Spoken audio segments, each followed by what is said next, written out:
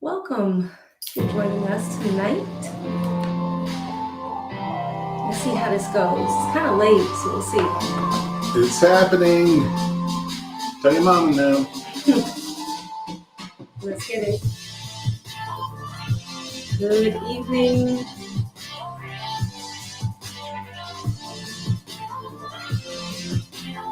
It says it's notifying people, so we'll see.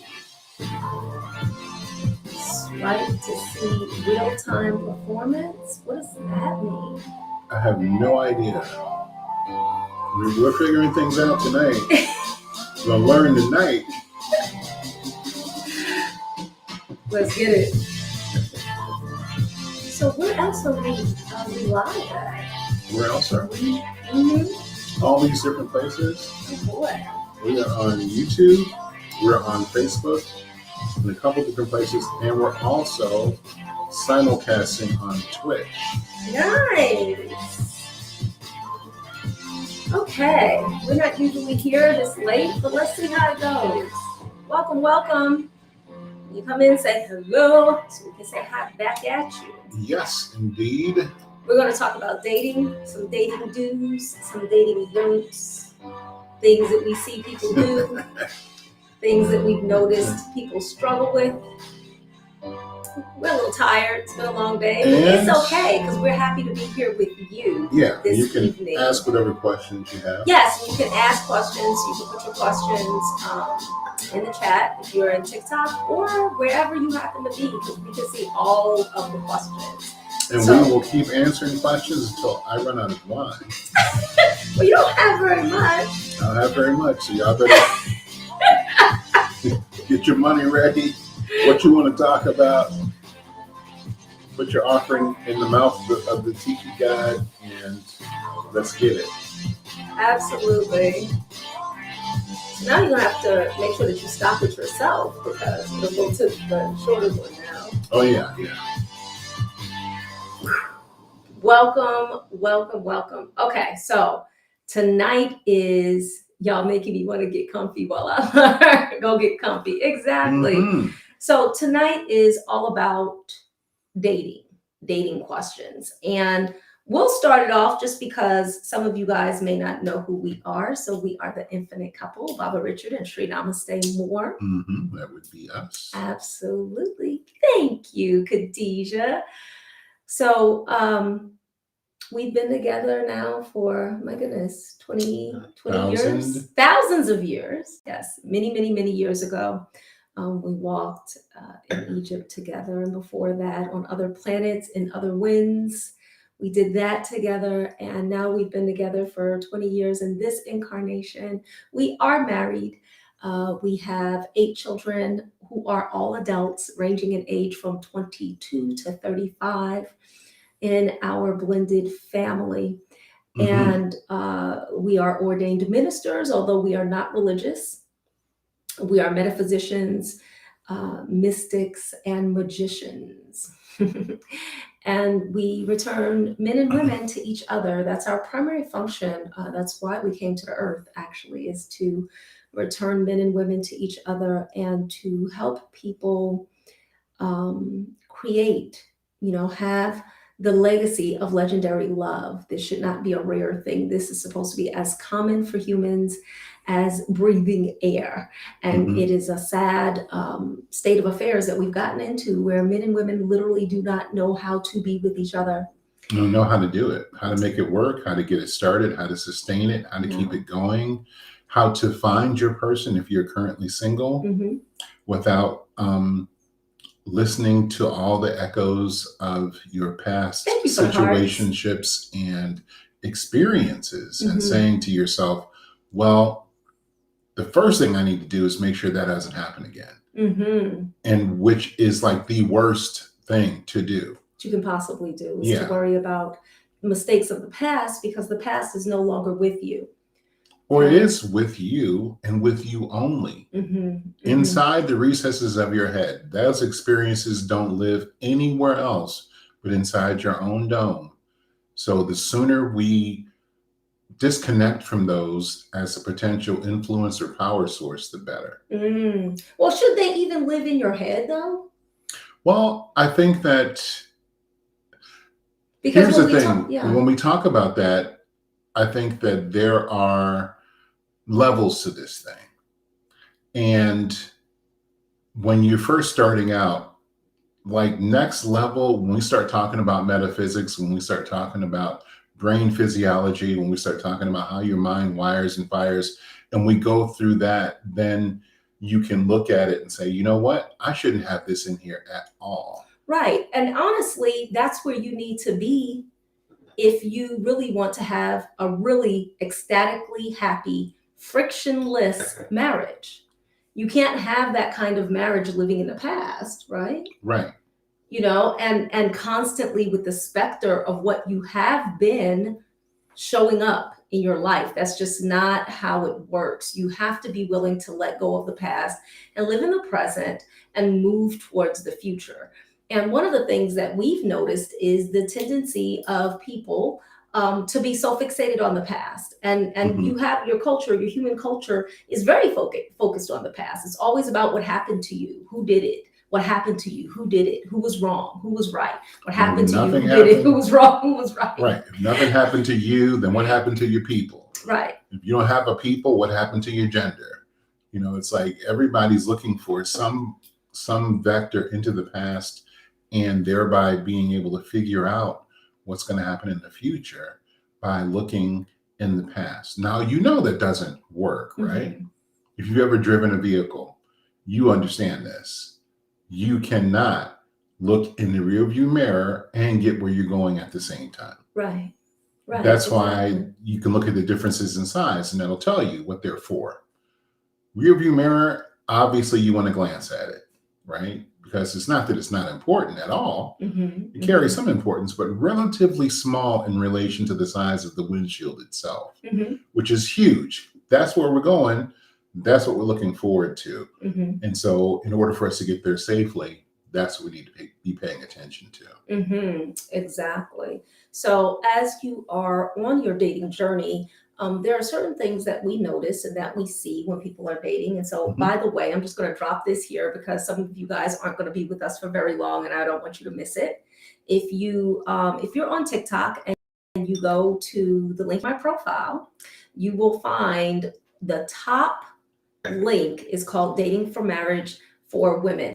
Now, there will be another link there for men, but right now the one that's there is for women. And if you click on that, you can join us for Dating for Marriage Live that is happening on November 8th, 2023. And we are teaching Dating for Marriage Live. We have not taught this live in a few years. So if you want to attend, if you want to get married, many people end up engaged within a year after taking that course. And when you go to the sales page, you'll see all the testimonials. That's not even all of them, but that you'll see a bunch of testimonials on there from people from taking the course. So you can get in on that. And it's only $97 right now. Right Which now is crazy. It's insane because it's never been that low before. No. So it's only $97 right now. So if you want to get in on Dating for Marriage Live. Now, if you are in Facebook, just put hashtag DFM and we'll make sure you get a link. Okay, so put hashtag DFM and we'll make sure you get a link.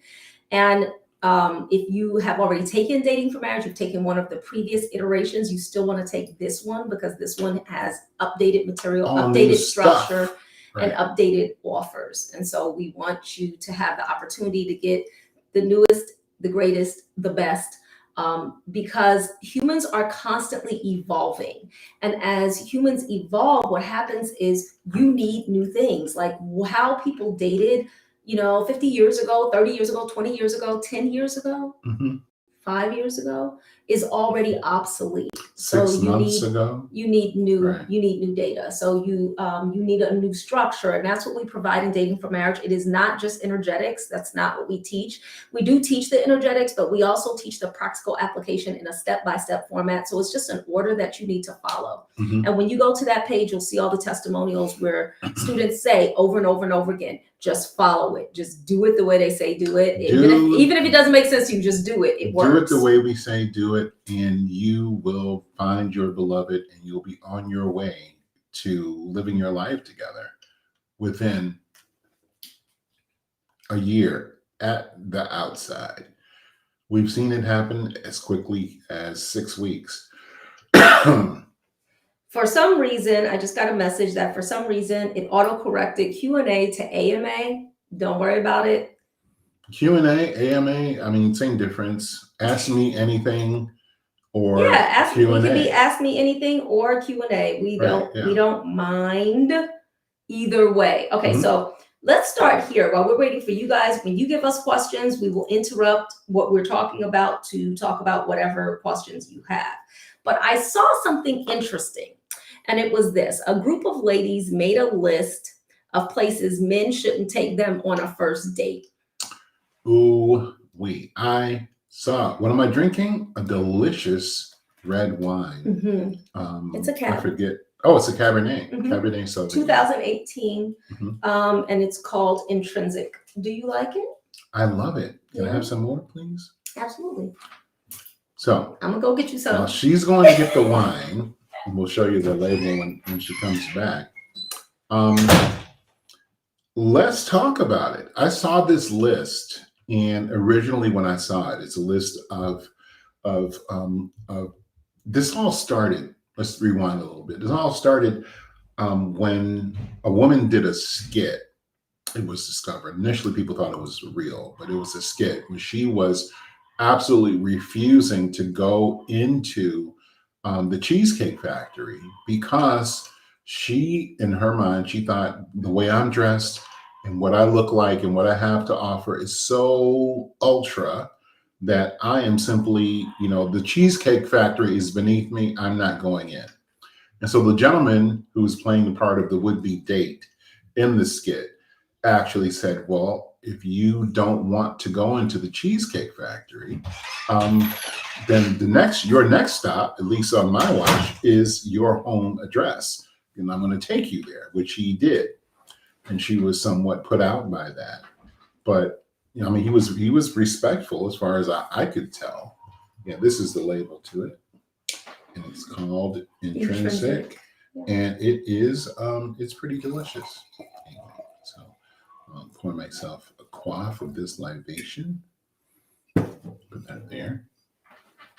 Well, maybe put it over here, out of the camera eye. There used to be a time where you couldn't drink on television, at least. Might be dating myself a little bit, but yeah, but you could smoke, which is really weird. You could smoke, but smoking was okay. It was considered actually medicinal at one point.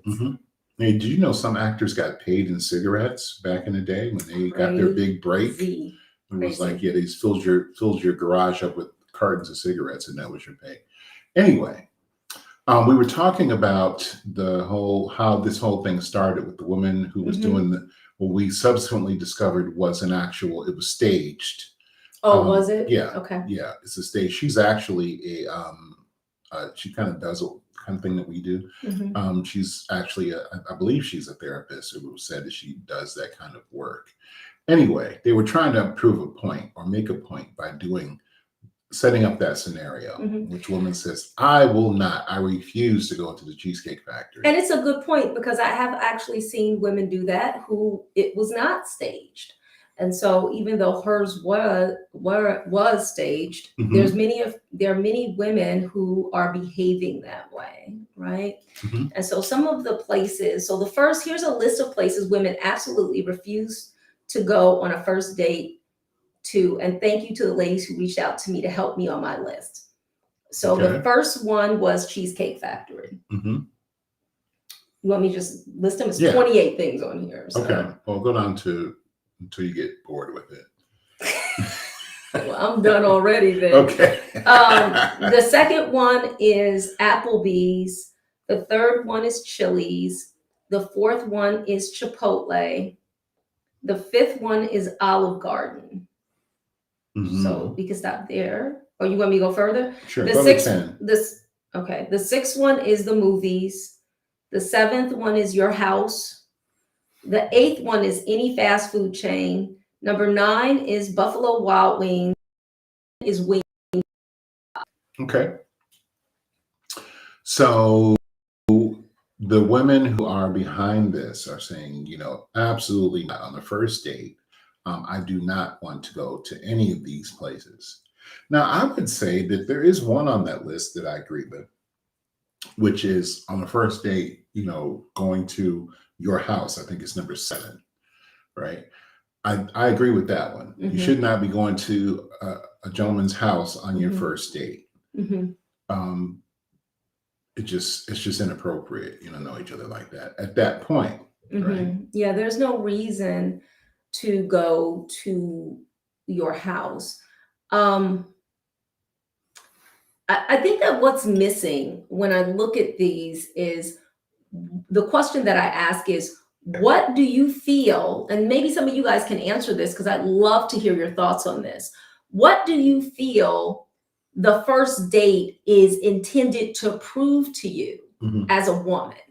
What's the purpose? If you're a woman, what does it need? What is it proving to you? Because I believe that we all know that the first date, the first date is really to get, I thought, to get to know each other. But what are you looking for it to prove?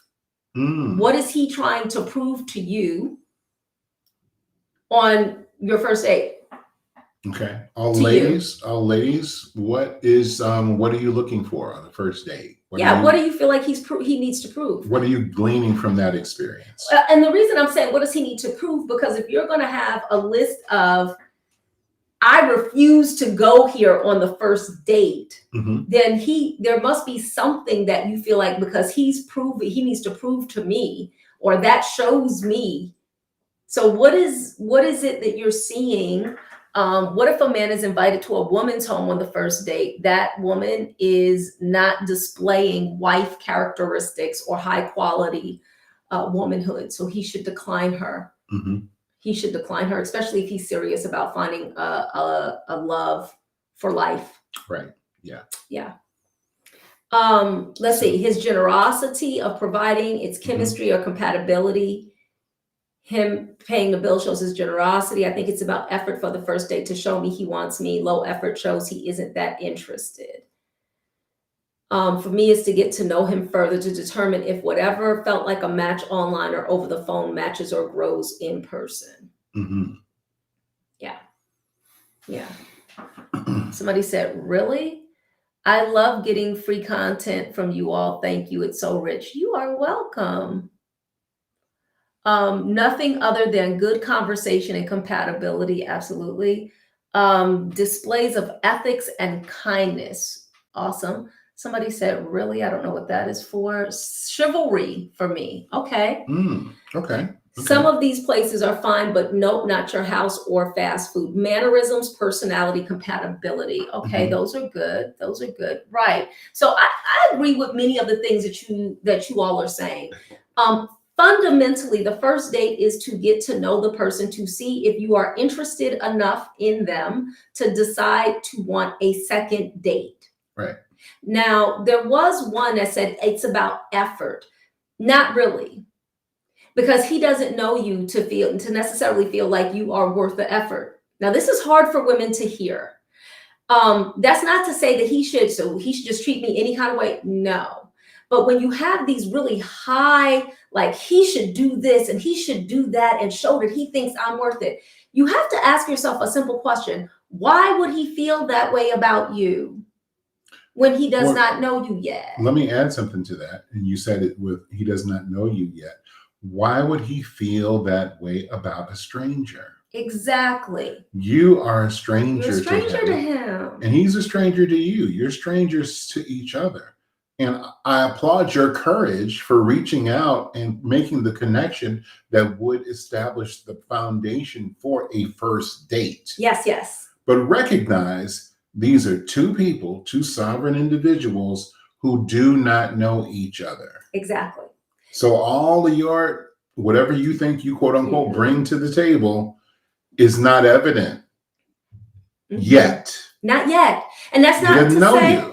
That's not to say that you aren't an amazing woman, that you aren't a quality woman, that you don't have value and worth. But your worth and value, beloved, is intrinsic to you. Right. It is not something that he can possibly pay for or buy. And so the conversation in the first date is the most important thing. And, in our Dating for Marriage course, our masterclass, that's what we teach. We teach you what's appropriate on the first date. So I saw someone ask a question and he said, it was a woman, and she said, I love to cook. So it's inappropriate for me to invite him over for a meal on the first date? Absolutely. Mm-hmm. Absolutely. It is inappropriate he is for you a to invite stranger him to over you. to your home on the first date. He's a stranger to you. Okay. What about women who believe a man should spend $200 plus on a first date? That sounds like a glorified escort service to me. Mm-hmm. I think if it's very sugar baby-ish. If a woman has that kind of perspective that she is putting a dollar amount on the amount that a man should spend on her, that is called being a sugar baby. That is called being an escort.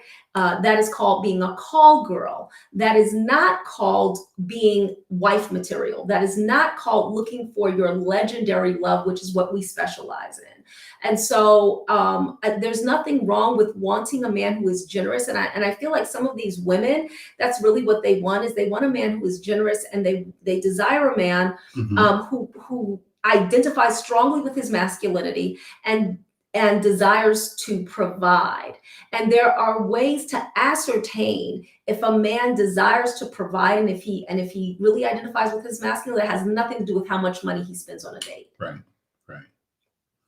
Yeah, it's really not about the dollar amount of the date in that sense, especially if you're attaching a value to that and saying, well, if he spends $200, then he must, by definition, be a good man. And if he only spends $75, then obviously he's not a good dude. I think that we need to drill down a little deeper and figure out where you're trying to go. And then we can identify the mechanisms that are going to get you there. So let's say this a little bit, because I know that many of you guys are new to us. You don't know anything about us or about who we are, our history, or why you should even listen, especially on TikTok, because there's a lot, let's be honest, there's a lot of people who just like to talk on these in these internet streets, right? There's a lot of people who they like to speak. They speak with a voice of like, I know what I'm talking about, but they really don't. We do have the receipts. We have happily married students. We have happily engaged students. We have happily in courtship students. Okay. We have, like I said, we've been together for 20 years. This is what we do. This is what we devote our lives to. So we are not about helping people find someone to date. So let's clarify that. Most of your dating coaches are about teaching you how to find somebody to take you out on dates. We don't care, because actually that is easy. We can teach anybody how to have more dates. That's the easiest part. What we are here to do is to position you for legendary love of a lifetime, meaning that you are going to be together for the rest of your life, to find your forever love, to end the serial dating, serial monogamy, hit it and quit it, Netflix and chill, Hulu and hugs, and all of that. The situationships, what does this mean? We're in a relationship, but it's constant friction. Yeah, all of that. All of that. That's what we put an end to that, thereby putting an end to the battle of the sexes. That's what we're here to do. That's what we specialize in. So because of that, you will find that the counsel that we will offer to you will be significantly different than what you would get from many of your level up coaches, than what you receive from many of your relationship coaches and mentors, than what you will receive from many of your dating coaches and mentors. Because most of the information and data that is given to you is to help you be okay when it ends. When we specialize in you creating a relationship that you never want to end. It will never end. It ends when you pop out of this existence. Exactly. That's when our relationship. So we're talking about lifetime sustainability. Right. This is grown folk stuff. Right. We specialize in grown folk stuff. This is not for Mr. Right Now. This is not for Ms. Right Now. This is for Mr. and Mrs. for a lifetime. And that's different. And so you have to approach that different. I think we need to pause for a moment for the paradigm shift, right? Because many times people come into contact with our work because they haven't thought about these things in that sense.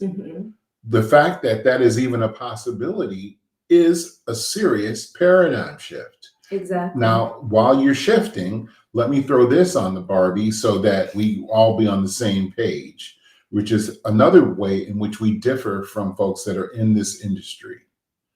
We recognize the true purpose of dating, which I guarantee 99% of the folks that are pundits and prognosticators and purveyors of various philosophies about dating do not recognize.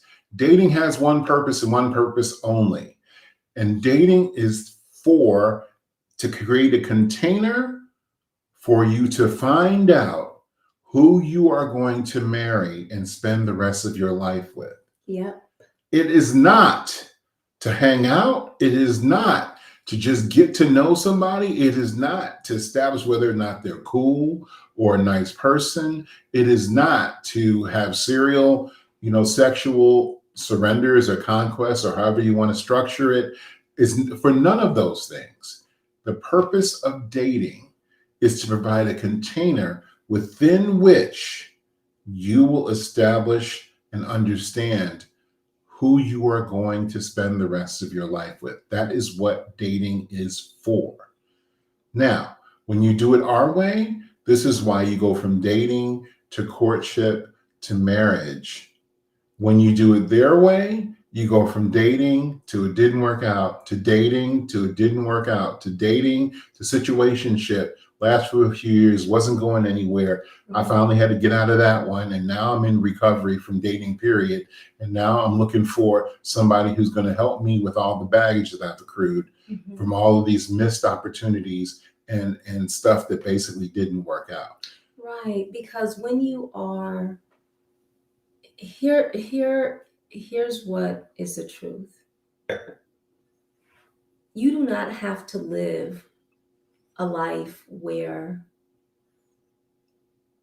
you're constantly concerned about your heart being broken, male or female, where you are with someone allegedly that you love and to connect with, but you're constantly in uncertainty. You're constantly under judgment. You're constantly feeling just that, I'm not sure what this means. In other words, as a human, you are, even though your heart heals when you have heartbreak, you really aren't made to have constant heartbreak and just get a broken heart and have a broken heart. And your heart gets broken, over and over and over again until you're in your 40s and 50s. And then maybe you'll find somebody. You resign yourself to being alone. And if it so happens that the stars align and somebody, comes into your field where you can tolerate them, then maybe you can make a go of it. We don't want that for you. And we know how to prevent it. I mean, that's just the reality. The way we teach it, you don't have to have a broken heart if you listen. And if you actually apply it. Now, if you do it, we have had students over the years, because there are, there's so many things that's out there, and they're like, oh, well, I don't want to do it. See what works for me. And what we always say is, if it worked for you, you wouldn't be still dating, you'd be married, right? So obviously doing it your way does not work for you. It may be common to you. It may be a habit for you. It may be familiar to you. But that's not the same as what works for me. Let's be very careful about the language we're using. Works for you or works at all. It either works or it doesn't. And look, if it's not going well, and you can look at your last 3 situationships and recognize that I need some assistance here. And one of the cool things about being human is that we have the ability to learn from others' mistakes. We also have the ability to absorb information that will help us, even if there's no mistake that has been made. What do you mean? What I mean is that if you want to do something better, you can sit at the feet of somebody who knows what they're talking about, absorb that information, follow the steps, govern yourself accordingly, and end up at a much better place than you would be had you listened to your own inner discussion, your inner dialogue. Right. So that's we went first, so you don't have to. Exactly. School of doing things. It's like, this person already made the mistakes. Why would I make the same mistakes? That's just silly. When I can learn from them, why would I do that? That's just ridiculous. So I think there's another component to it that I want to bring up that is really important, because a lot of times you put off doing this, or you think, well, I'll get to it at some point, because you have this illusion that whatever age you are, you're going to be that age forever. And it's not true. Time passes for everyone. Like we were talking today, we were listening to some songs that we love, and some of those were songs that we heard years ago, and Baba used to sing to me, and he still does. And so Mhm. we were listening to them, and I was like, man, yeah, this was like back in the late 90s. And I was like, do you realize that, the 90s, not the late 90s, but the 90s at all, were, 30 years ago. No. Oh, that hurts me so. And we both were like, ooh. Ooh. Because We were in the Starbucks drive-thru, and the man was just looking at us, having a moment of silence, like, because it was like, you guys oh my okay? goodness. It's like we just discovered that the song that we love was actually created 30 years ago. Exactly.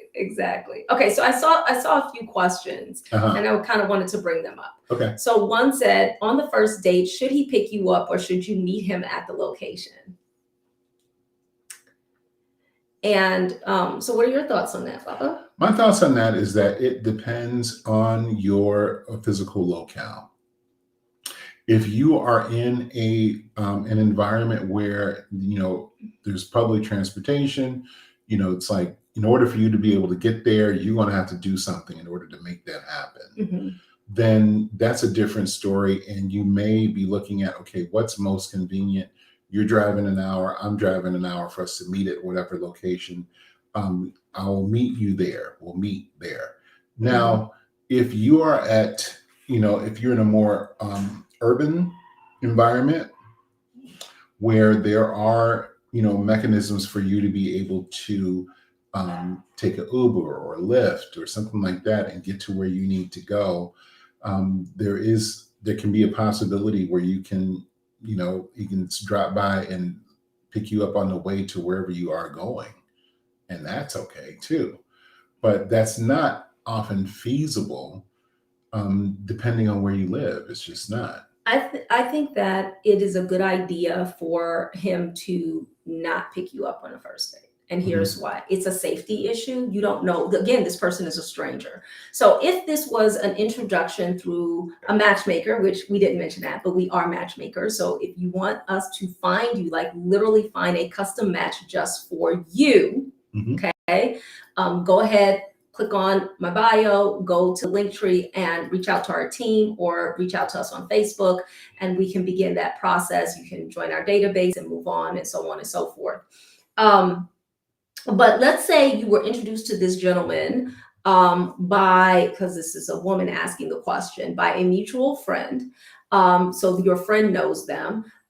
Perhaps they are a coworker, or perhaps you were introduced to them by a matchmaker, or you met them before you're meeting them. So for instance, maybe you met them at a speed dating event or something like that, a networking event or something like that, where you feel a little more comfortable. You have some familiarity with them. Right. Then if you feel comfortable with them coming to your house and picking you up, that's awesome. However, if you met this person on a dating website, you've never interacted with them before, I think it's a good idea for you to meet them there for a couple of reasons.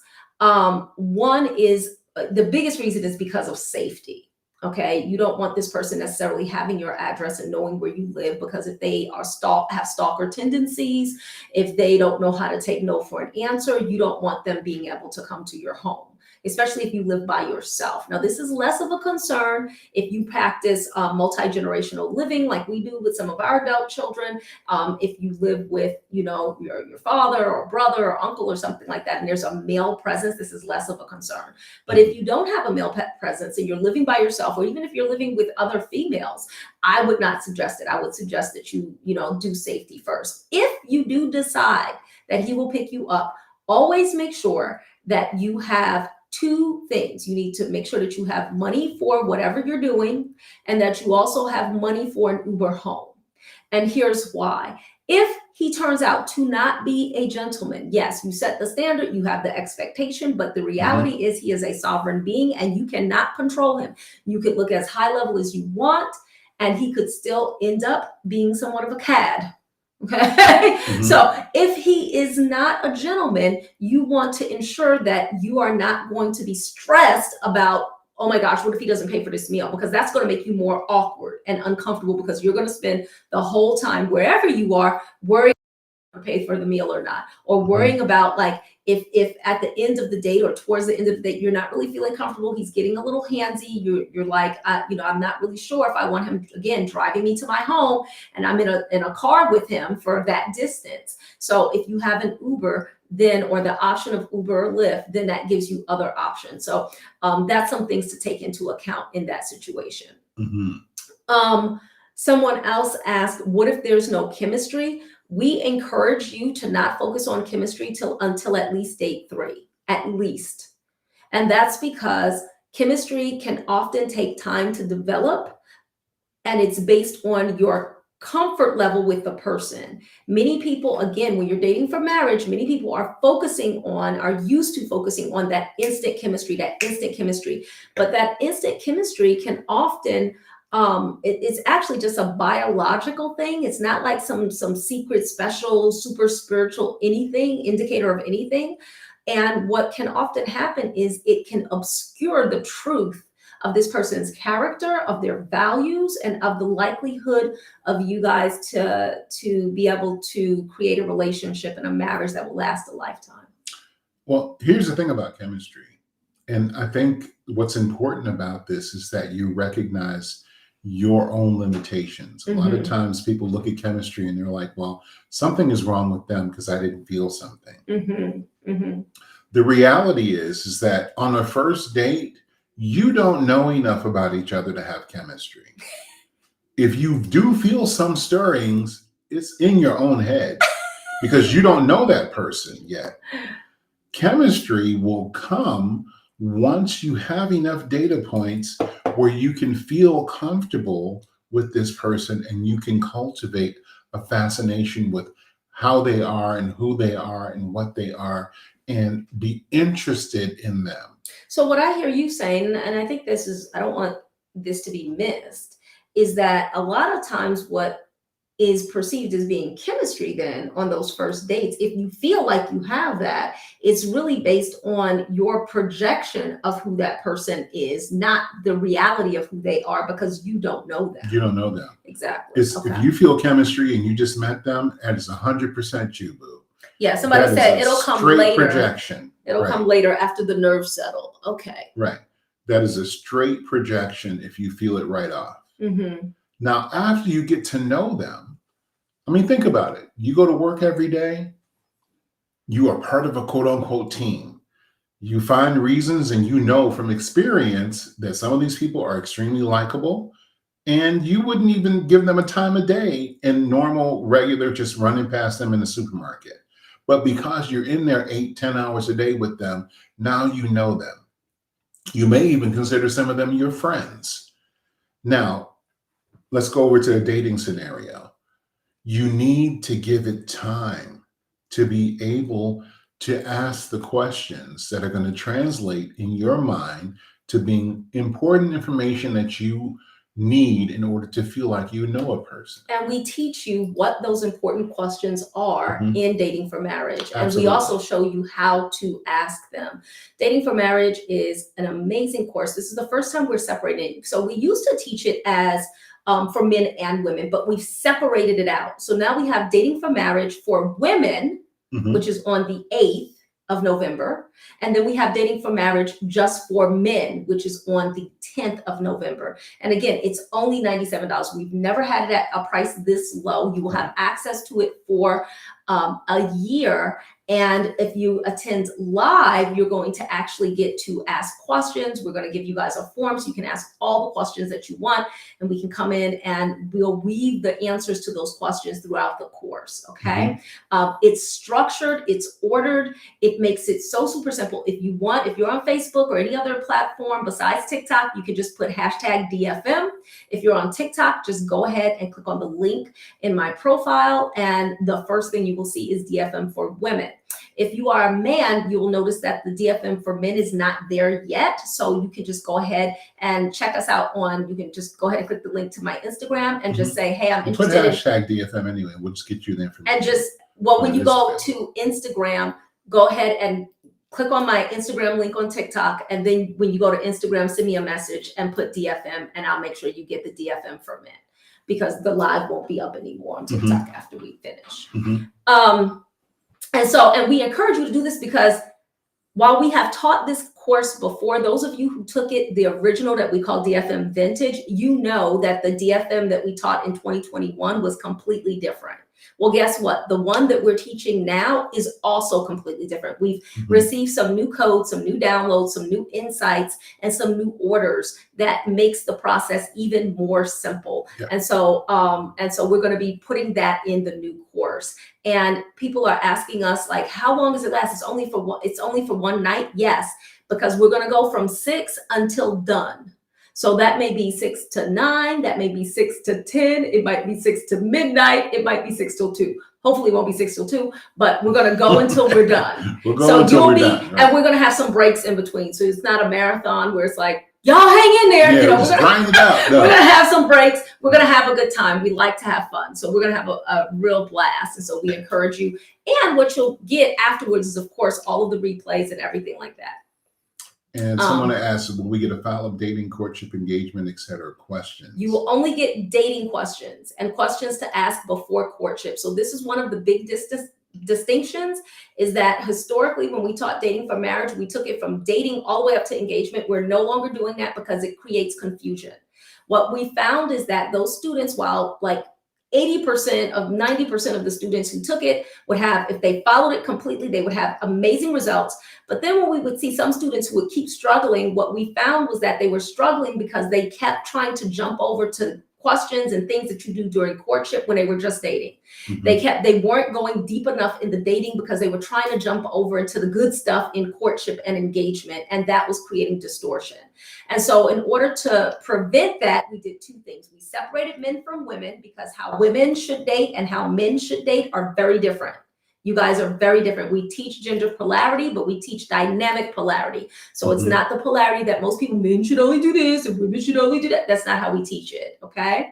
And so first thing we did was we separated the course for men from the course for women.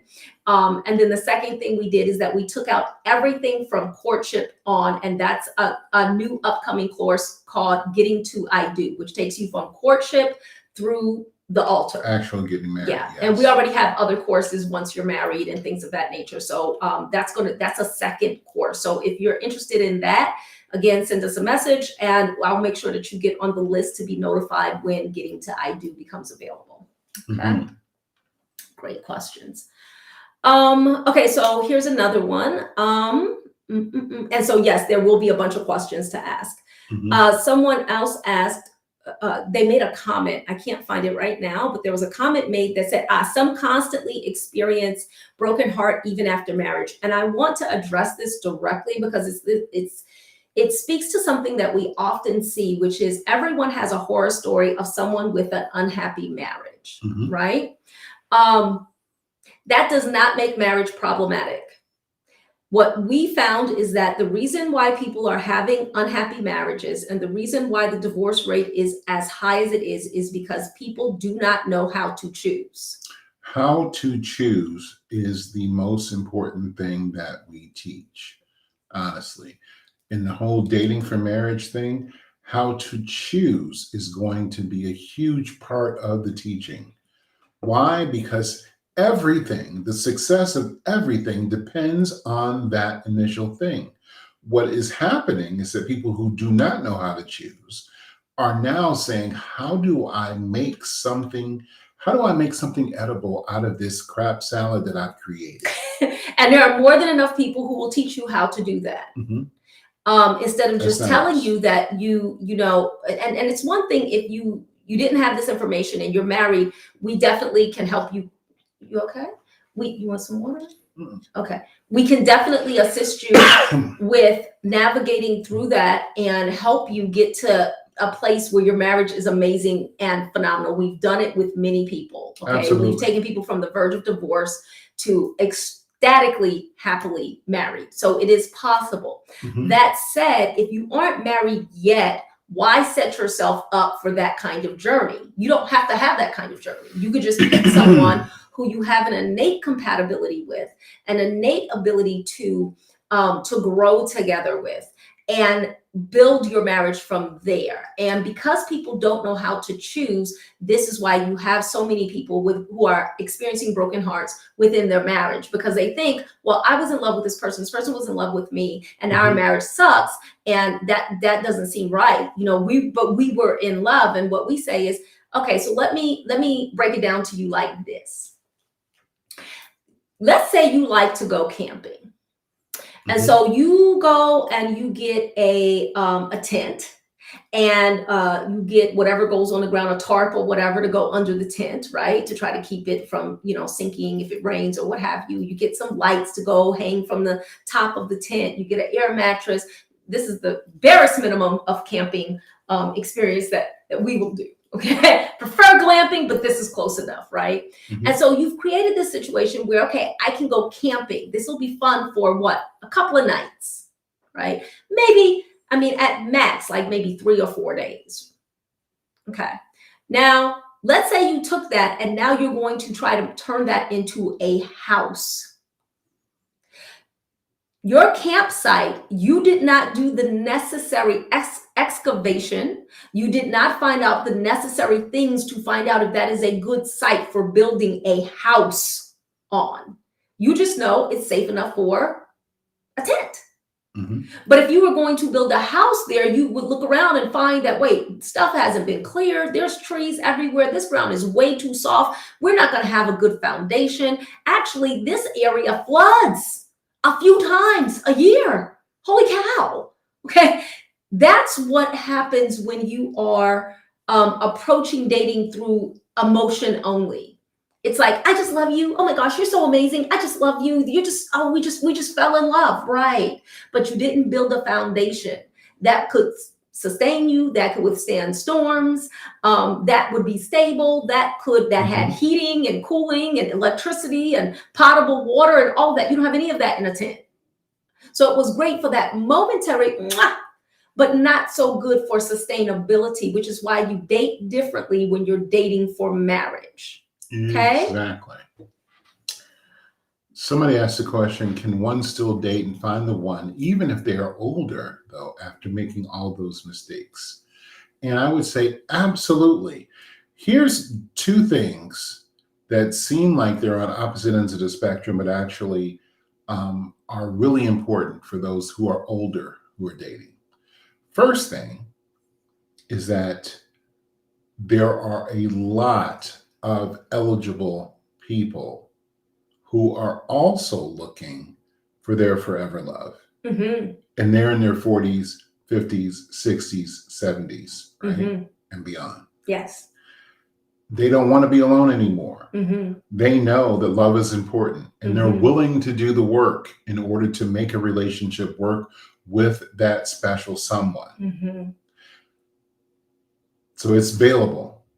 Availability is not the issue. And here's the second thing, which also compounds the first thing. These people typically have had a lot of, as you say, mistakes and baggage and situationships and things that didn't go well and things like that. And that can cloud the issue in terms of being able to select a person of quality that you're going to be able to build with. So I think that it's important at every stage, whether you are whether you're 20 or whether you're 70, but it is especially important for those that are older to receive wise counsel. Exactly. It is especially important because you think you know, because you're quote unquote old enough to know, but you don't. Right.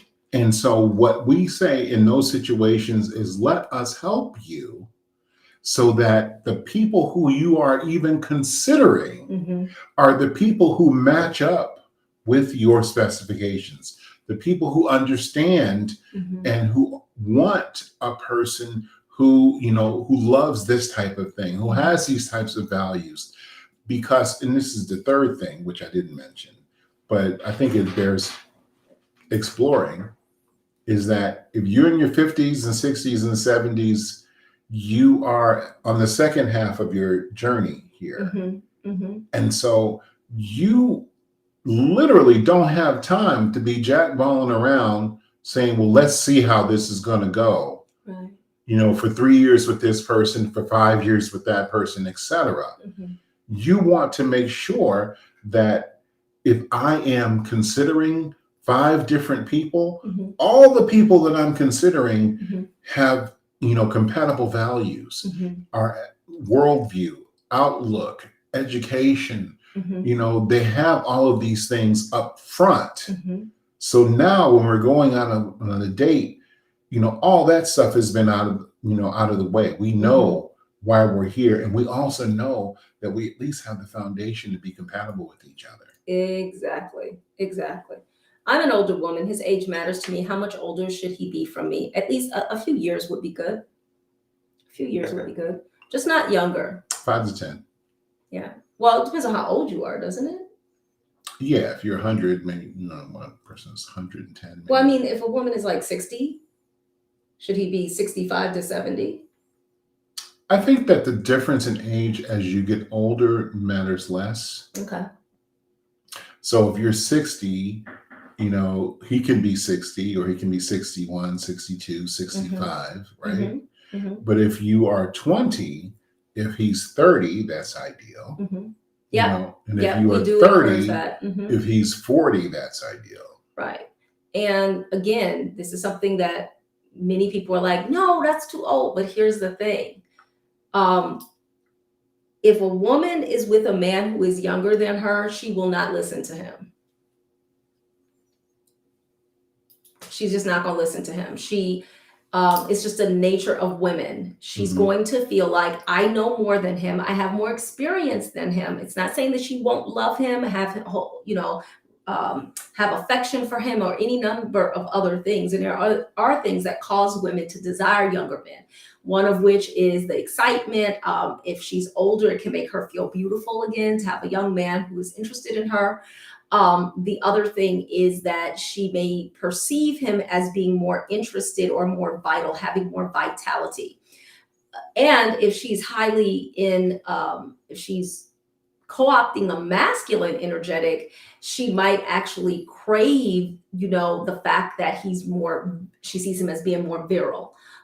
In that way. So that can be somewhat problematic though, because that is the same man that she is less likely to feel like he knows as much as her, he has as much experience as her, and he has the right to speak into her life or the right to give her any kind of guidance or insight or anything. And many women struggle with that in general. So that's just gonna, make that even more of an issue. And would you agree that in that situation, if she isn't inclined to listen to him, then they have set the stage that even though she may love him, she is in a position where it's going to be very confusing, because her lack of listening to him is going to be interpreted by him as her not loving him. Right, because even though she may feel that she loves him, right. She loves him forever, right? But because the masculine heart interprets respect as love, if she's not listening to him, if he can't speak into her life because she's like, because I'm older than you, I know better, then he is going to feel like she's playing games and she doesn't love him. Exactly. Even though if you put her on a machine and said, tell the truth, she'd be like, oh, I absolutely love him. But are you going to be perceived as being loving to him, by him? Questions. So these are dating questions, specifically dating for marriage. Those who are looking for a legendary love. We're taking questions, and we are also talking about this list of places women absolutely refuse to go on a first date. And thank you. And so that's the list. So I also wanted to insert here, before we go back to looking at this little crazy list, is that a woman of high quality does not feel like a man displays the quality that he sees her as through the place he takes her for a meal.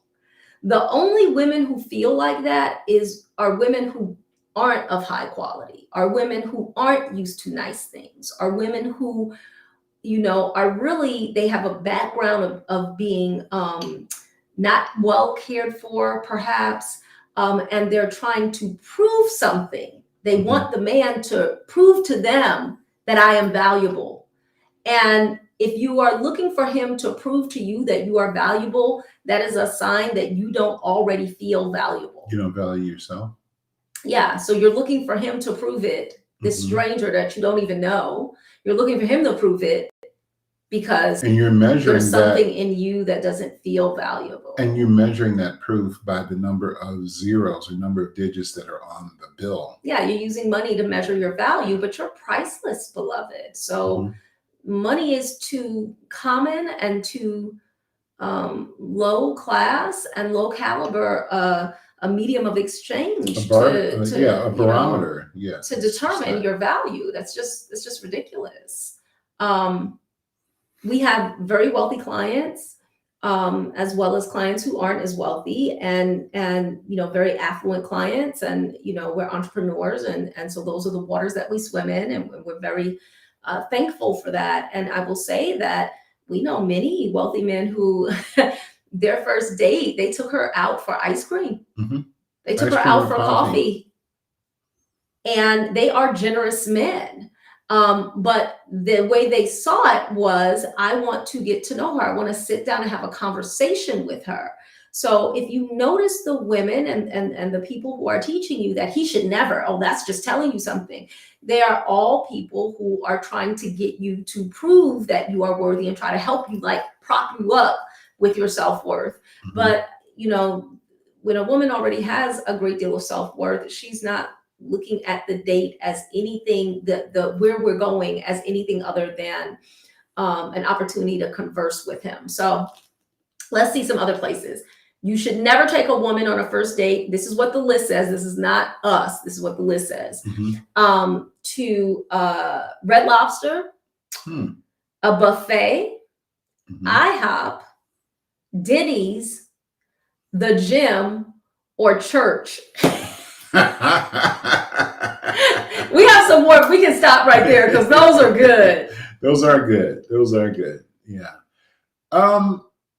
I think in those situations, obviously church is not a good dating spot. What about Red Lobster? Red Lobster for a first date. I think Red Lobster is okay. For a first date? Okay. Because we have to understand that everybody does not live in Miami, Chicago, New York, or LA.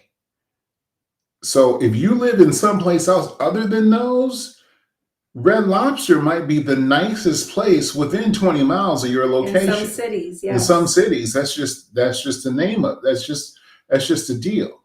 So you can't be like, well, take me to some place that.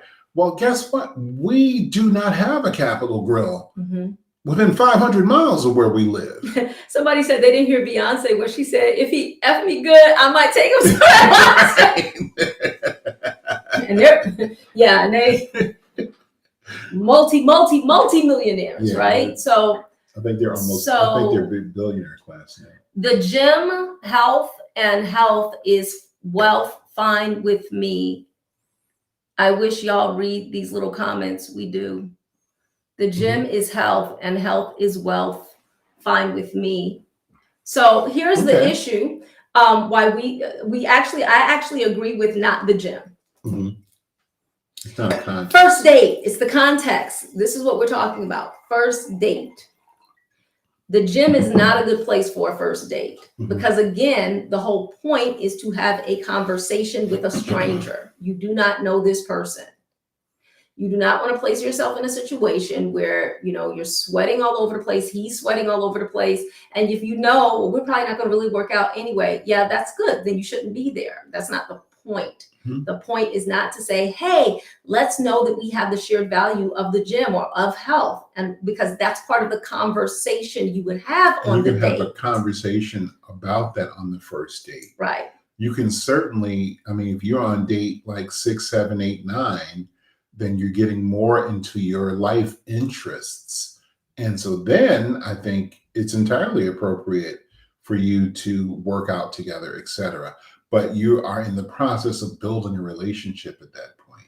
But for a first date, which is what we're talking about here, I think it would be inappropriate to go to a gym. Yes. So yeah, that would definitely not be something we would recommend at a place to go for a first date. Right. What else do we have here? A buffet. I wouldn't suggest a buffet. Yeah, buffets typically unless you don't have people. anything else in your town. Right. Yeah. Yeah. But too many in people, general, too much commotion. It's hard to have a quiet, intimate moment talking at a buffet. Right. There's And a lot happening at a buffet. there's a lot of getting up and sitting down and getting up and sitting down. And, there's a lot of people around the food and things of that nature. Look, the crab legs have been replenished. Excuse me. I know you're about to make a really good point about your life, but excuse me. I got to go ahead and get these crab legs. Yeah. Yeah. And we go into some of the things that we are saying no to and some of the things we're saying yes to. We're giving you a thumbnail sketch, but we go deeply into the psychology behind it in the Dating for Marriage course and why this works and why something else doesn't. Okay. Let's see. IHOP. Well, it depends with IHOP and Denny's. And here's why. If you happen to go someplace else before, so usually this would happen on like a later date when you would go someplace else. But let's say he took you to like a concert or something like that, where you were going to be out later in the evening. And then after that, you ended up wanting to go someplace to eat, to dine, then IHOP or Denny's might be the only two places that are open that late. Right. So it really just depends. So if it's like a second stop, then it could work. But if it's a first stop, we wouldn't suggest it again. Right. So out the gate, no, you would not go there. Like you pick somebody up at 6 p.m. and it's like, where are we going? Denny's. That's that's inappropriate. But if you just got out of the, Maxwell Usher, whatever concert, and then you're like, okay, it's 2 a.m., and you're famished and you want to have something, you want to go someplace where at least you have some assurances regarding the consistency of the quality. Right. So whether you are in Cleveland or whether you are in New York, the Grand Slam breakfast you get at Denny's is going to taste the same. Right. Let's see, church. Right. So again, the whole point of it is for you guys to get to know each other. And church is about your communion with Source. And so again, it's just not appropriate for a first date. Not a good idea. So the next three are Starbucks, coffee dates, and ice cream dates. And we say yes to all three of those. And if you want to know, this is shocking to many people, but we have a reason why we teach that, yes, those are good options. It's a wonderful thing to do. And if you want to find out why we say yes to that, you can find out by going and joining us in Dating for Marriage, because we go into the details. And it does not mean that you are dating someone who is cheap. This is one of the most common things. How do I make sure he's not cheap? How do I make sure he's not cheap? Why are you concerned about how he spends money on the first date? You know what that says to me? When I meet a woman who that's her main concern, I look at her and I say, where are you in lack financially? Where the biggest thing that you're leaning towards is his finances. That's what you hear about the most. And honestly, ladies, this is, this happens pretty frequently because many women are tired. They bought into the idea that I should take care of myself and I should do everything myself and I need to have it all myself.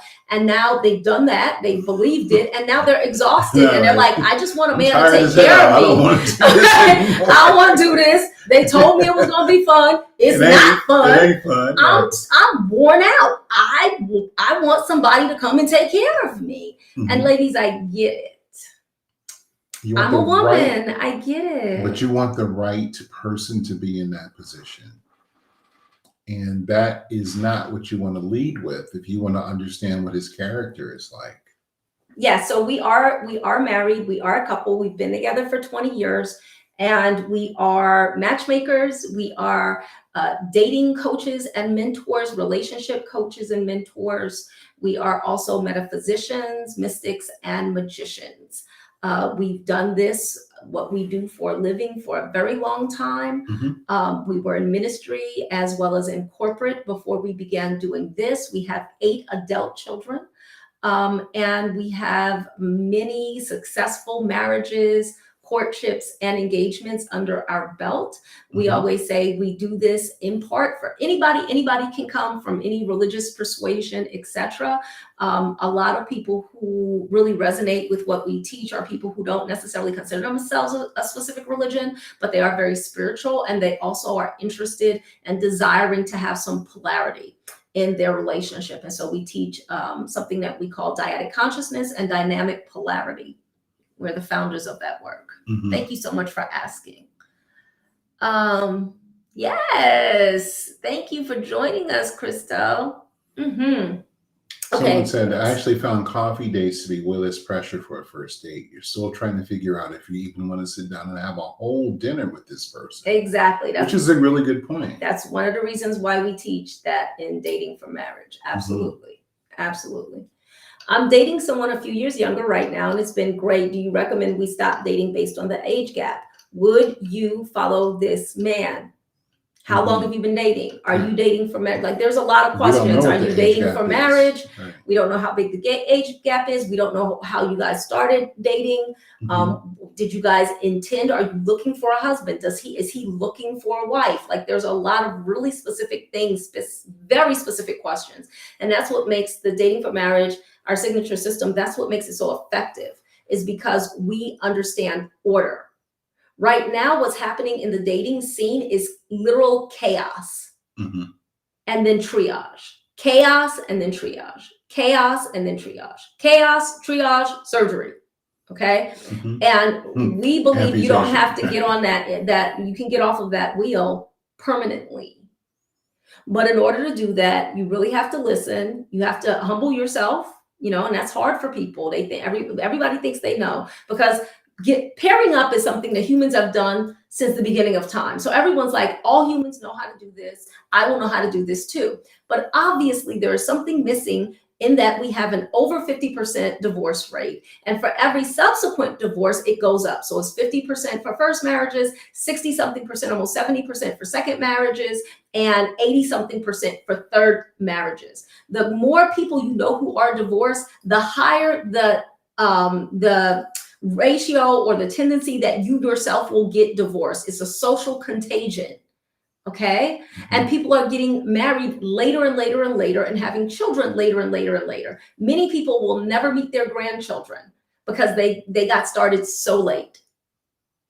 Some people will never have children because they got started so late. And so while there's nothing wrong with that, like, we don't believe that there's any, let me put it this way, like, this isn't to make anyone feel bad or guilty about the decisions they've made. It's just about, we are here to correct things. So if you're older and you're just getting started, no problem. We'll help you find your legendary love. And then you are a model of what is possible, right? If you're younger and you're just getting started, we can help you find your legendary love of a lifetime. So that way you're not spending over and over and over again getting your heart broken repeatedly. Right. Because the deal is, whether you are older or younger, when you leave here, you will leave behind a legacy. And that legacy will either be what to do or what not to do.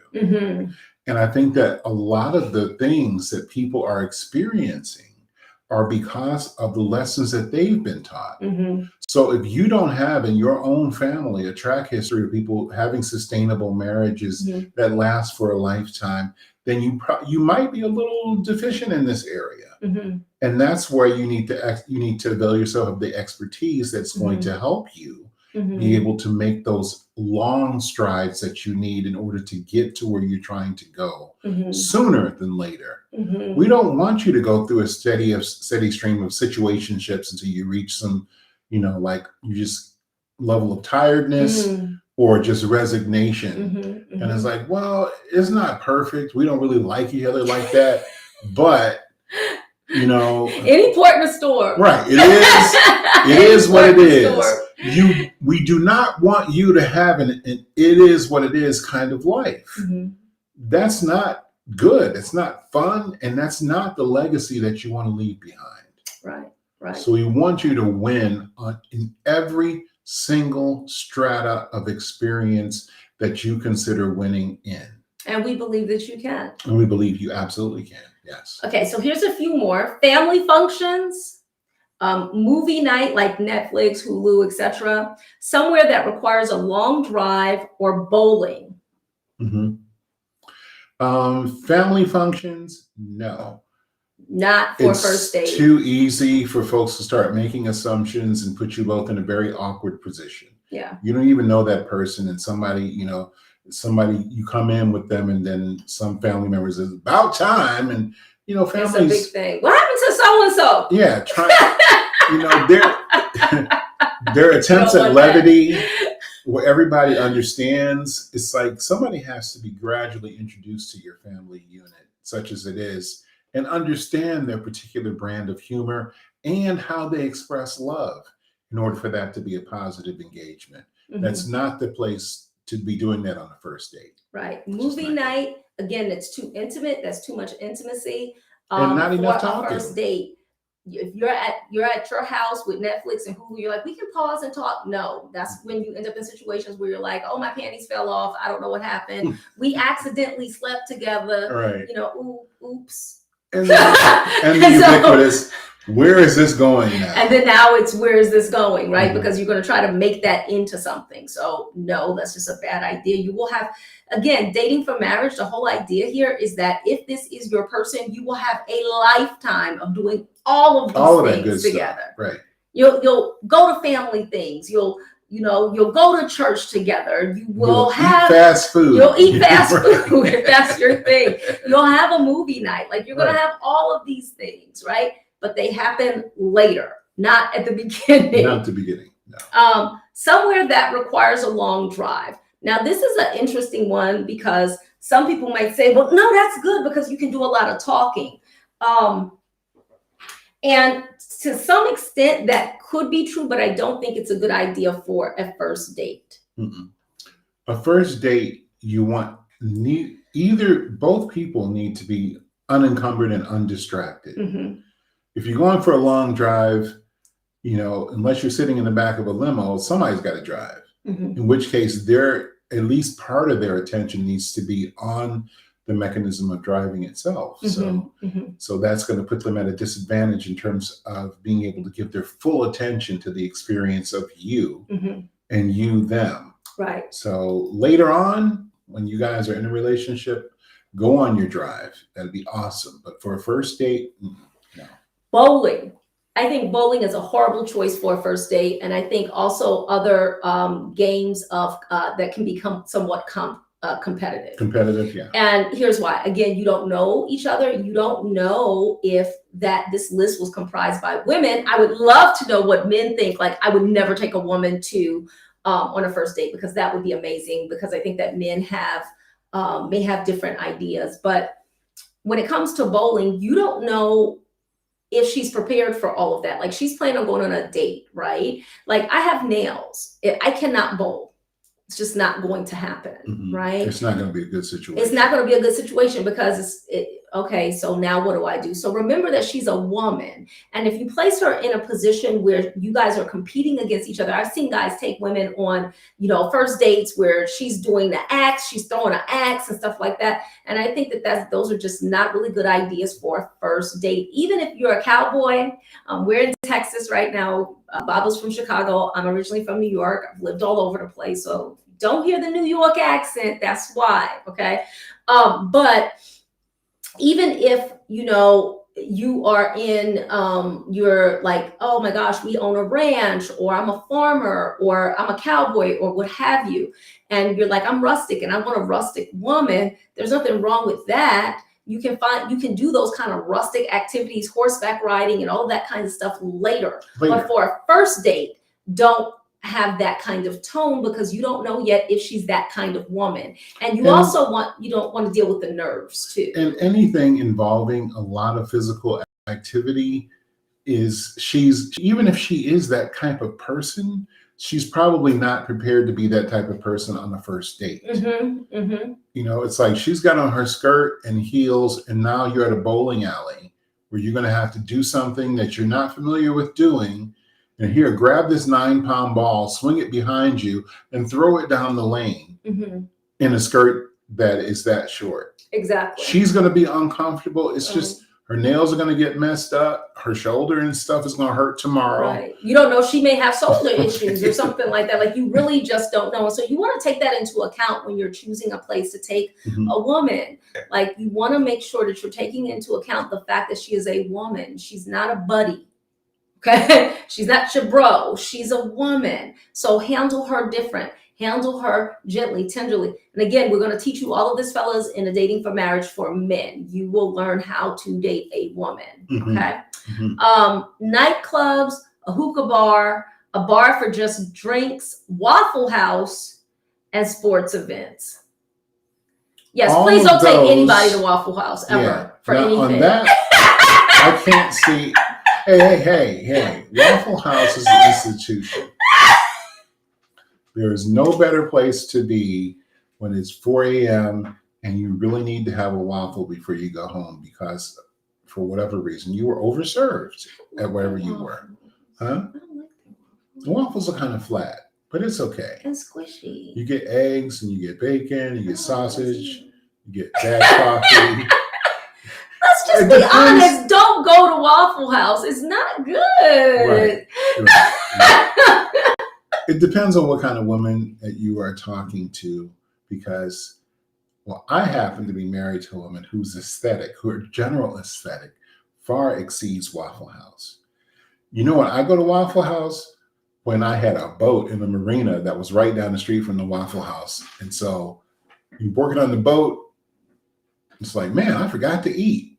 1 a.m., you go to Waffle House and come back and crash out. But I don't think I've ever taken you to Waffle House. Waffle House, right? Like, let's not ever go to Waffle House. It's just not a good. Just not a good deal. Not right? Not a good first date place. Okay, so let's see. Okay, he's 24. I'm 29. We're both looking to get married. I could see myself following him, and he wants to provide for his family. So when you say you can see yourself following him, even when he's wanting to do something that you feel in your heart of hearts is wrong. That you feel like through your lived experience of being 5 years older than him, that you know a little bit more than him about that, and you would still follow him. Like, really make sure you're asking yourself like really hard questions, because again, my observation has been, women very rarely want to listen to men who are even older than them, more or less men who are younger than them. I'm currently speaking to a man that I know I'm not compatible with. He's younger and he doesn't have children yet. I have one. To not waste time with going on even a coffee date be necessary. Well, let's ask this. Would you trust a man who never has had children to be a potential bonus dad to your child, to the extent that you would take his counsel, his guidance, and his insight in regard to children and let that determine the actions that you took in regard to your child? You have to know yourself as a mother. Okay? We have a blended family. I knew that I would not listen to a man who did not have children in regard to my children. So this is where that self-awareness comes into play. It's amazing. Like, if you lack self-awareness, this is going to be very, very difficult because you're constantly like just positing these kind of like idealized circumstances. Well, I like him, and if I trust him, I'm sure it'll be fine, instead of looking and being honest with yourself about who you are, right? So it's like, okay, who am I most likely to listen to? Am I going to listen to a man who's never had children and he's telling me what he thinks I should do with my babies that I gave birth to, and he don't have any kids? Or am I going to be more likely to listen to a man who has been a father? He has some experience. Maybe he even has more experience than I have because he's been a father longer. Okay. And so when he gives me counsel and he says, hey, let's do this in regard to the child, you're like, oh, okay, absolutely. Right. Be honest with yourself about that, especially if you're not used to somebody else telling you anything about your kids. Okay. Awesome. I want that here. Awesome. Okay, let's see if we have any more. I don't see any more questions in TikTok. Y'all, quiet. TikTok is quiet. TikTok quiet? Okay, so that's all of the things that we saw as far as things that where women said they would never go on a first date. They wouldn't be willing to go on a first date. I get it. A lot of women, the reason why they're making these standards, these aren't actually standards, they're requirements, they're demands, is because they think that this will show by making these things. And I make sure that the only men I'm going out with are quality men, and au contraire, that is not true. That is not a way to establish whether or not you are talking to a quality man. That's not how you establish. What did we say about the Cheesecake Factory? We said it's fine to go to the Cheesecake Factory for a first date. It's fine. Stop looking for, I want him to take me to a restaurant I've never been to. I want him to take me to Aria. I want him to take me to Nobu. I want him to take me to whatever is the highest level restaurant in your area. I want him to take me to Capitol Grill. I want him to take me to, these very Michelin star restaurants, the Fat Duck or someplace like that. So I know that he values me. You are a stranger to him. He is a stranger to you. He does not have to prove that he values you before he even knows you. Right. He doesn't even know that you're like, I want him to show me that he's interested in me. He was interested. He's showing that by asking you out. Right. So his interest level is commensurate with the level of knowledge of you that he has. You should not expect that he would spend a lot of money on a woman that he does not know. And this is really hard for women to really get. Like, when I talk to women about this, it's like, but you don't understand. And I'm like, I look at Baba, I look at my beloved. He is a king among men. Like, he takes such good care of me. He is deeply a provider, always has been. Okay. I did not attract that through having these look, you better take me. Look, I'm only going to, that hubris. It's showing the reality, beloved. And I really hope that you hear me, women, is that it really just proves that you don't value yourself and you're hoping that a man will add value to you. That's what it really shows. But what they're asking for in these scenarios, in these lofty scenarios, is actually foolish behavior on the part of the man. It's like, do you just run around saying, you know what, I'm going to find the most expensive restaurant, and whoever happens to be, like, I'm filming some kind of bizarre TikTok skit, whoever happens to just catch my eye walking down the street, I'm going to treat them to a wonderful dinner at the most expensive place in town. You wouldn't do that. Right. A man would not do that. Now you're like, well, I have so much to offer. That's potential. Right. He does not know that. So does he. Doesn't know you like that. So does he. Right.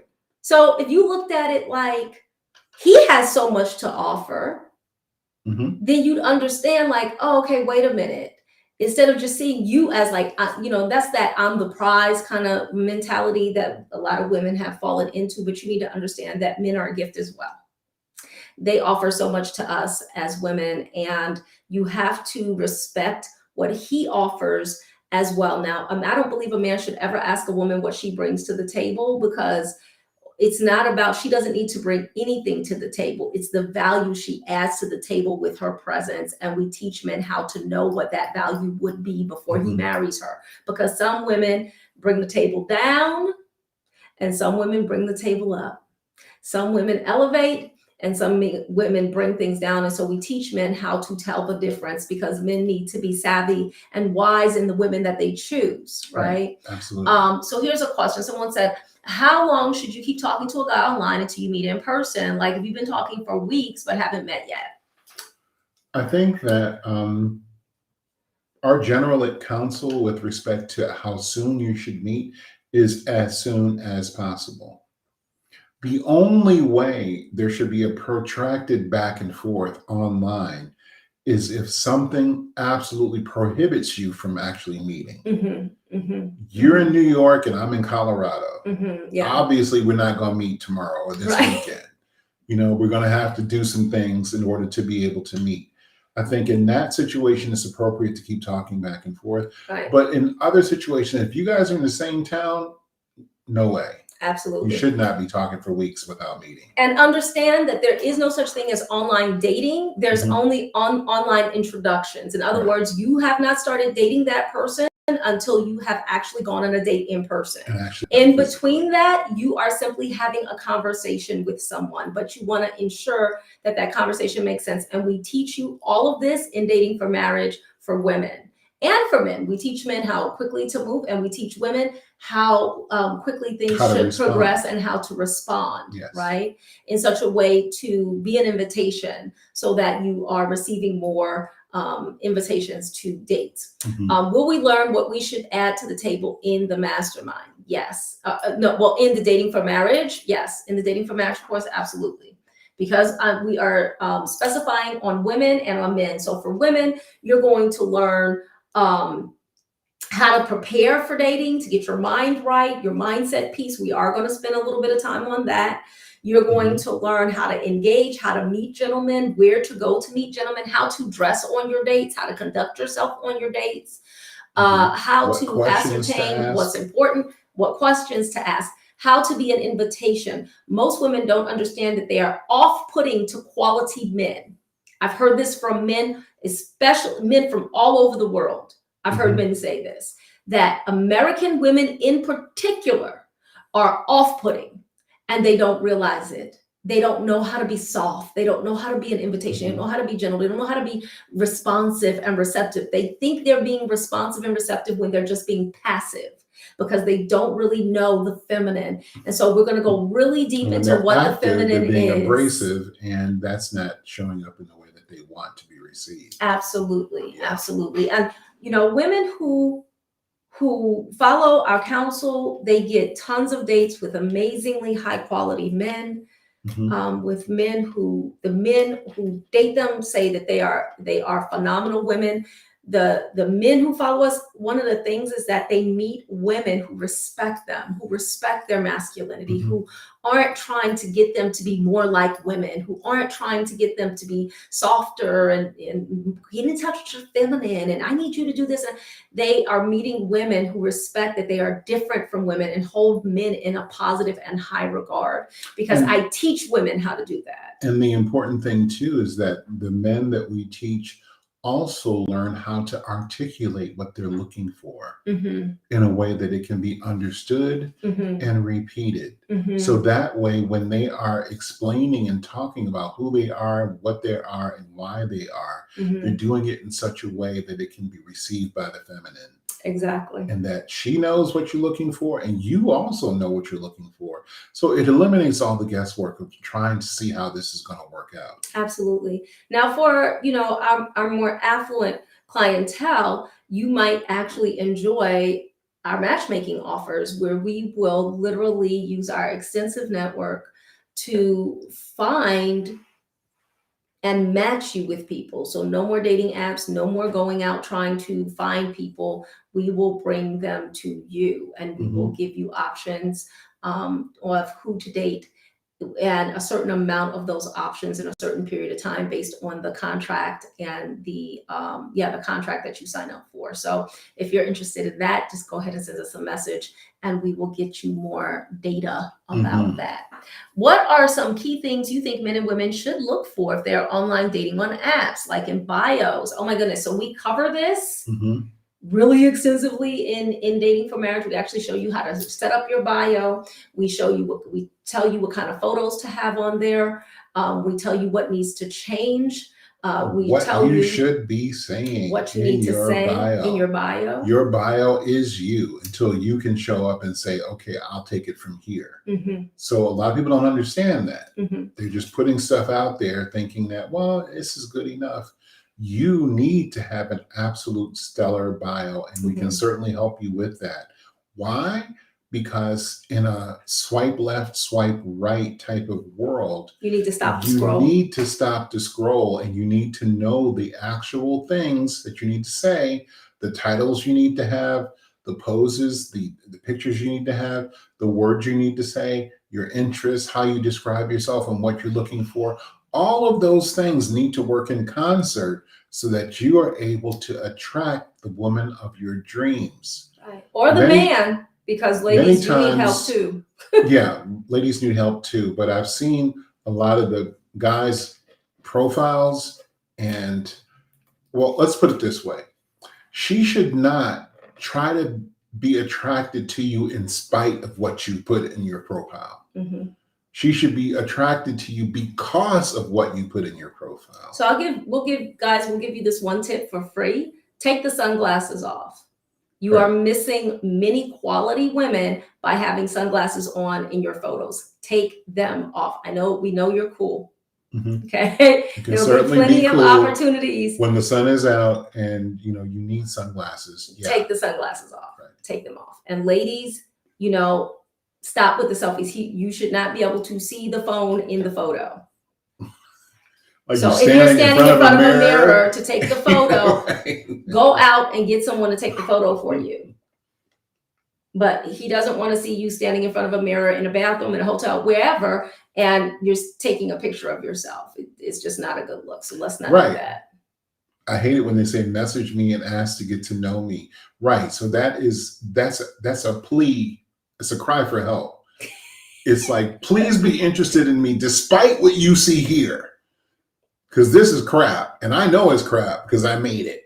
And we're in Dating for Marriage, we actually talk about why men are doing that, mm-hmm. what's going on in the collective that's causing men to do that, and what to do in response. And it's not chase them down or message them. It's really about what you place in your profile, ladies. Mm-hmm. Okay, you have to understand, and this is the problem with so much of what's going on right now, and so much of what's taught. A lot of the stuff that is being taught is based on this idealized idea of what men and women are like in some fantasy world, instead of dealing with the reality of the society that we are currently living in. The reality is, in the society that we're currently living in, men are constantly demonized for approaching women, mm-hmm. all the time. If they approach a woman, they're a creep, right? And aggressive. Unless she likes him. And predatory. So he's supposed to be able to ascertain if she would be interested in him before he even approaches her. That is ridiculous and asinine. Mm-hmm. It doesn't make any sense. And if he doesn't approach her, then he's got an issue. He's got a problem. He doesn't know who he is. He doesn't know how to, he's not a real man because he doesn't have the courage to approach and things like that. And how many times does he need to get slapped in the face, metaphorically, or sometimes even physically, by people who reject his quote unquote advances and are constantly telling him that he's a creep for even being interested in the first place. And it's not only that he will be rejected by the woman, it's that what happens with that rejection is that he is called a bad person or a bad man. Mm-hmm. In some way, he is, again, predatory. So these are very negative. It's not just, I'm not interested in you, that kind of rejection, because all men have experienced that in that life. That's not why they're doing it. And I think this is what's creating this idea in women's heads that, like, well, I want a man who's courageous and he needs to be able to handle rejection. That's not what men are dealing with. They're dealing with the loss of their career. They're dealing with someone taking a video of them and placing it on the internet and saying all kinds of horrible things about them. They're dealing with people saying that he's a bad man, and that's a problem. Here's the situation. He's going to the gym where he normally goes, and he is working out. Now, Selfie Nation being what it is, there's a lot of women who also take a tripod and a phone and sometimes even a light to the gym so they can film themselves working out for whatever reason. They're trying to be an influencer, etc. If he is in the background of that video and he even looks in her direction, that is enough for him to lose his job, for him to be labeled a creep and a predator, for him to encounter all kinds of social media rejection based on the fact that he just happened to be working out on another machine and looked over in her direction while she was filming her little workout video. Right. It's hard out That's here the for kind men. of thing that men are facing right now in public. Yeah. I think, let me see, Joey Swoll, I think is his name, talks about this and calls these people out. That's really awesome because it's ridiculous. It's difficult. So that's why sometimes men are a little less forthright in their approach than they used to be, or some men. But we actually teach in Dating for Marriage what to do. And what so you're women not are just typing in "hello, beautiful" when you see somebody's who has a nice picture on. We teach men what to do, and we also teach women what to do. Because it's really about how you write your profile is going to determine the kind of men that you attract. And there's things that you can place in your profile that lets even a man who might be like, well, I'm not, I'll wait for her to approach me. When you pop up, there's things that you can place in your profile that will cause him to feel comfortable with leaning in towards you and approaching you. And there's ways that you can do that. There's also not just online, by the way. There's ways that you can do that when you go out. There's ways that you can do that, when you're out with your friends. There's ways that you can do that when you are out looking to meet gentlemen. There's ways that you can become an invitation, and we teach you how to be an invitation without, being loose, morally loose, sexually loose, or anything like that. Like how to be an invitation and also be treated like a lady, because you are a lady. And that's what we encourage, is you handle yourself as a lady. Right. Okay. Hey, first time. Hello. Hey. Okay, let me see. Did anybody else have any questions? Tuning in. I don't see any on the Facebook, YouTube, Twitch stream. What do you got? Oh, nothing. I was just looking. Oh, okay. Looking. Okay, well, no other questions.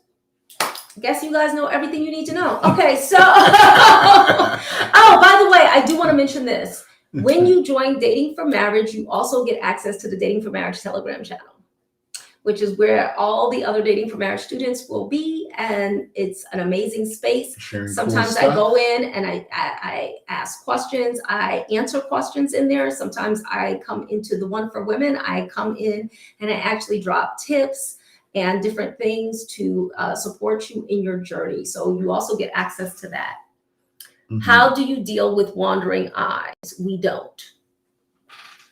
We don't expect that anyone will not look at another person ever for the length of time of a marriage. Like, women are beautiful, men are beautiful. So it's fine. Looking at another person is not the same as infidelity. And I think that it's a very immature perspective on being a human to think that your person should never find another woman beautiful, or you should never find another man attractive. Like, that happens. It's an unrealistic standard to impose in a relationship under the guise of proving fidelity and proving love by a negative, which is not looking. Exactly. Humans are beautiful creatures after all. I will actually point other women out. And humans are interesting.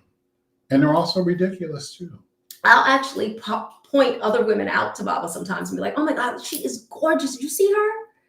Excuse me, you are stunning. Like, I want him to admire her because she is gorgeous. If you are secure as a woman, you're not going to have a problem with the fact that your beloved sees a woman and thinks that she's beautiful. That said, it's all in how he responds to her beauty. How that appreciation is understood and noticed, right? If he's just like, oh wow, she's beautiful, that's one thing. But if he's just like, oh my gosh, look at the tatas on her, oh my God, like, dang, her body is banging, whatever. He's just over the top. It's like, it's a little much. That's inappropriate for you to do, especially in the presence of the woman who you are interested in. Okay. But so it's inappropriate for you to do in the presence of a woman that you're interested in. If you are dating, which is what this course, what we're talking about right now, is dating. So we're not talking about if you're in a relationship. So we should probably say that, because we realize in today's world, people think they're in a relationship just because they started talking to someone, because a lot of times people are entering into sexual relationships before they should. Before they're ready for that. You shouldn't. So dating is not a relationship, by the way. When you are dating someone, you are not in a relationship with them. And we go into the clarity of this and what this means in dating for marriage. You're not in a relationship until you are in a relationship. Dating is not a relationship. That said, as a woman, a man would be, he should be polite and chivalrous when dating. So he can look at other women when he's not in your presence. But if he's taking you out on a date, he should not look at other women while in your presence, because he's supposed to have his attention turned towards getting to know you. Now, if he is looking at another woman, it is inappropriate for you to scold him for that. It's inappropriate for you to tell him that he shouldn't do that. Why? Because he's just dating you. So you know what you do with that? You simply don't go on another date with him.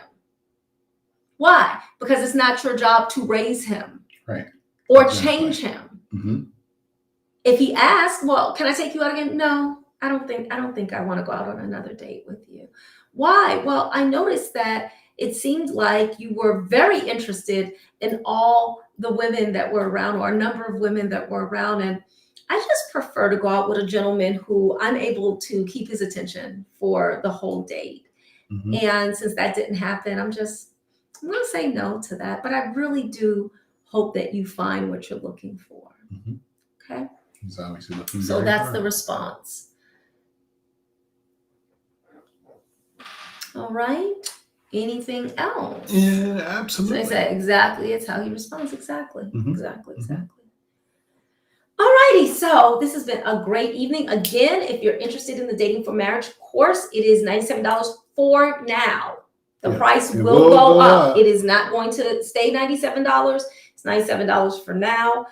Just as a point of comparison, the Dating for Marriage course that we have been selling up until this point sells for about $2,500. Okay, so $97, it's a deep discount. Right. It's you should get on that. Absolutely. It's a deep discount, right? It's literally like 96% off. So, hashtag DFM if you are on Facebook, or you watching us on YouTube or on Twitch. And if you are on TikTok, you can find the link that is in the profile. Yeah, link in profile, and you'll find it there. Or you can just send me a message on Instagram, and we will letting me know that you're interested in Dating for Marriage, and we'll make sure that you get a link. Okay? Absolutely. Absolutely. Awesome. Thank you. Thank you. We will see you guys next time. Next time. Absolutely. Bye.